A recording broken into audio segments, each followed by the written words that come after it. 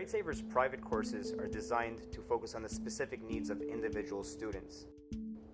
Our weekly topics serve as the perfect solution for all those students who've said that they're not going to procrastinate this year. These sessions are designed to help students stay on top of course material on a week-by-week basis. Our crash courses are perhaps the most efficient way of grasping the maximum amount of concepts in the least amount of time possible. All in all, the 3 sessions have one thing in common. They're designed to help you improve your grade. My name is Ro. I teach a variety of commerce, accounting, finance, and economic courses at Gradesavers, and I've been here for the past 10 years. Today, we'll be talking about Com 217, Introduction to Financial Accounting. Welcome to the wonderful world of financial accounting. Please turn to page number 3 of the exciting course pack that we provided for you. Today, we're going to go over a very exciting concept, the concept of making journal entries. The topic that we learned today is very important because it is the language of accounting. Every single chapter that you learn from now onwards is going to involve making journal entries. In order to make journal entries, the very first thing that we need to understand is the basic accounting equation. In financial accounting, every single account is part of one of 3 different categories. It is either an asset account, a liability account, or a shareholder equity account.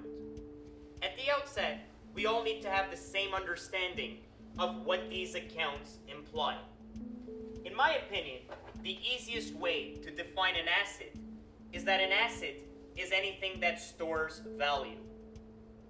Another way to think about the same thing is to say that it is anything that can be sold for money. So what exactly is an asset? An asset is something that stores value. An asset is something that could be sold in exchange for money.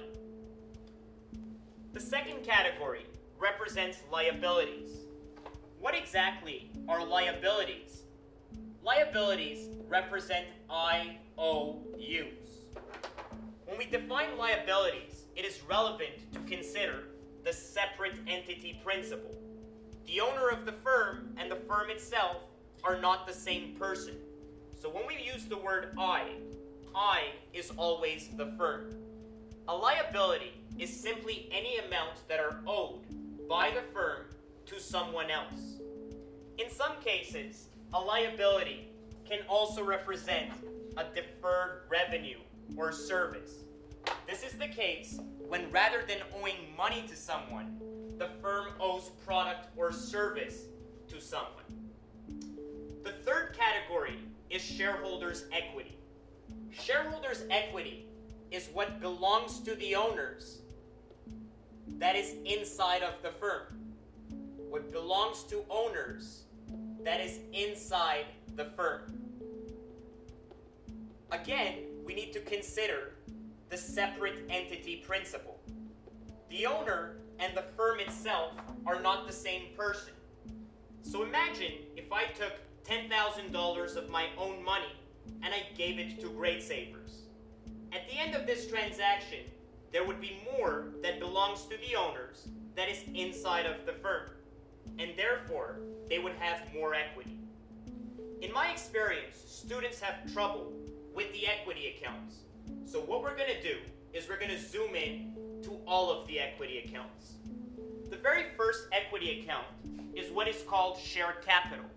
Share capital represents any amounts that are invested by the owners into the firm. Whenever share capital happens, the value of equity obviously increases. The second equity account are all revenue accounts. Revenues belong to the owners.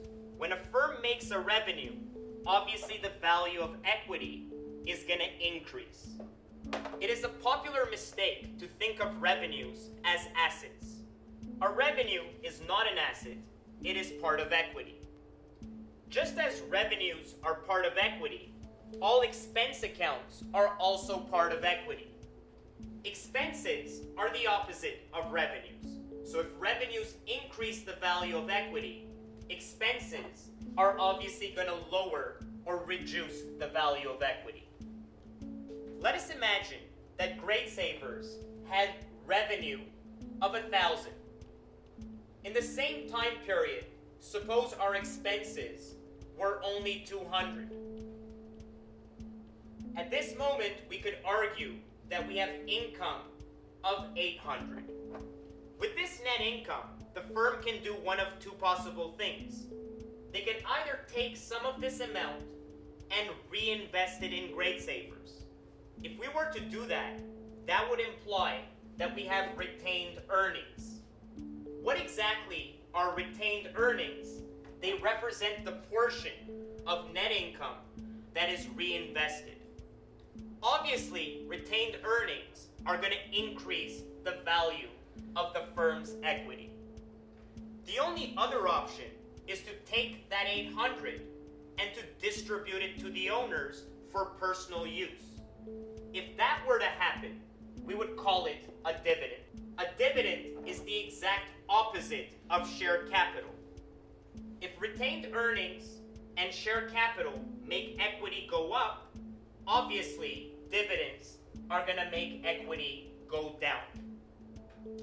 Now that we understand the different categories of the accounts, let us talk about the word debit and credit. In accounting, we don't want to catch any feelings with these words.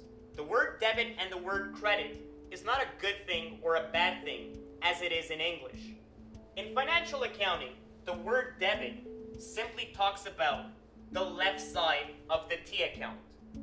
The right side is the credit side. And that's all what the word debit and the word credit imply.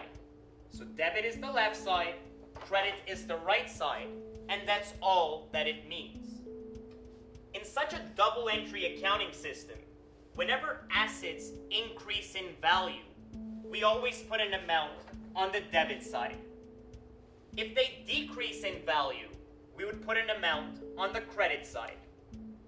Liabilities and equity work the opposite of the assets. So they decrease by a debit and increase by a credit. If everyone understands that, we're now going to talk about the steps to make a journal entry. Whenever you're making a journal entry, it's really just a 4-step process as to what should be happening in your mind. The very first step is to identify the names of the accounts that are going to be affected. The second step is to figure out what category the accounts belong to, whether they are asset accounts, liability accounts, or equity accounts. You are then going to determine not what has happened to the name of the account, but rather what is happening to the category. Are the assets, liability, and equity increasing or decreasing in value? And this is how you decide what accounts should be debited and what accounts should be credited. Let us try this out. Here it says, Gradesavers bought office supplies worth $500 on credit. Let's make the journal entry to record this transaction.